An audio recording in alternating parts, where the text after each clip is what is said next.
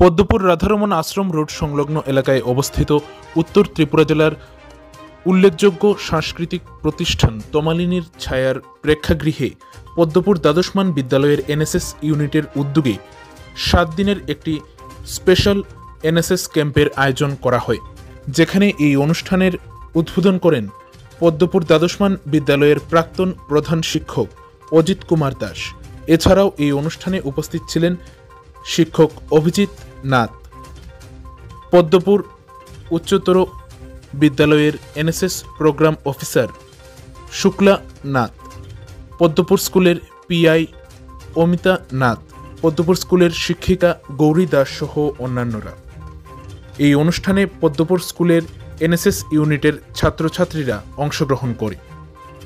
এই স্পেশাল ক্যাম্পের উদ্বোধন হয় আজ অর্থাৎ 22শে মার্চ শুক্রবার সকাল আনুমানিক 11টা 30 মিনিট নাগাদ পদ্মপুর রাধারমণ আশ্রম রোড সংলগ্ন এলাকায় অবস্থিত তমালিনীর ছায়ার প্রেক্ষাগৃহে।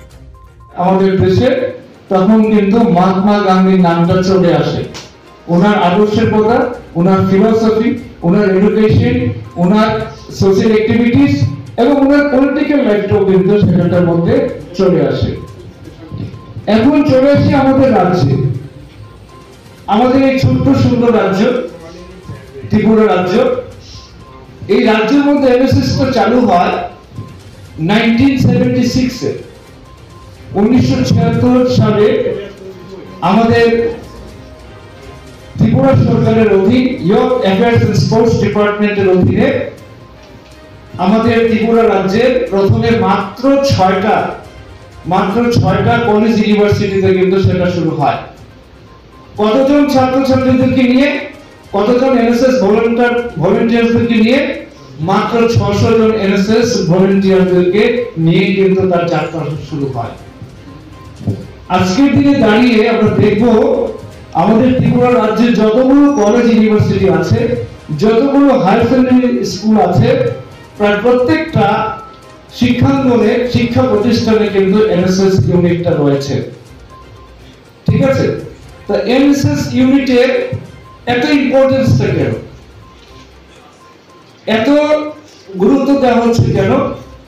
কারণ একটা দেশে চালিকা শক্তি হচ্ছে সেই দেশের কিন্তু যুব সম্প্রদায়।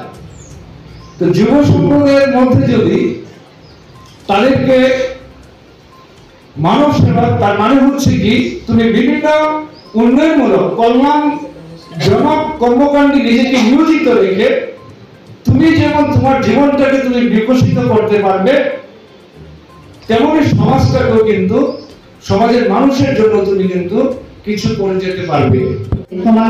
যে অনুষ্ঠান করার জন্য বিশেষ করে সংস্থার কর্মদারগণ যেভাবে আমাদের সাহায্য সহযোগিতা করেছেন এবং অতিথিগণ আমাদের ডাকে সাড়া দিয়ে আমাদের মধ্যে উপস্থিত হয়েছেন, আমরা খুবই আনন্দিত। আমি আবারও বিদ্যালয়ের পক্ষ থেকে এবং বিদ্যালয়ের এনএসএস ইউনিটের পক্ষ থেকে সবাইকে শ্রদ্ধা এবং অভিনন্দন জ্ঞাপন করছি। আমাদের আজ 7 দিনব্যাপী এনএসএস ইউনিটের উদ্বোধনী অনুষ্ঠান উদ্বোধন হয়েছে। তো এই এনএসএস